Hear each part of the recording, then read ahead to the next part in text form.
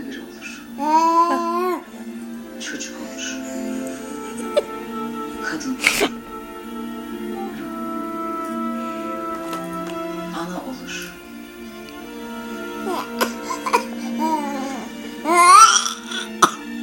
Hatta Rabbim akıllı talihli kılırsa sultan bile olur. Mühim olan senin kendine hangi sıfatı ismi biçişin.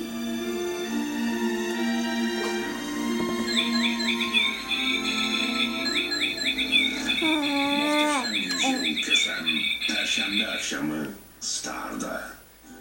Şampiyon bardak poşet çayın sunduğu Beni Affet devam edecek.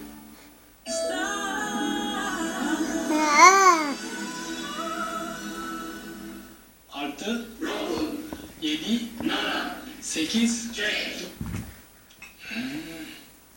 8 Art 7 8 Saymasın 8 dedin mi kek, kek dedin mi 8. 8 kek, kek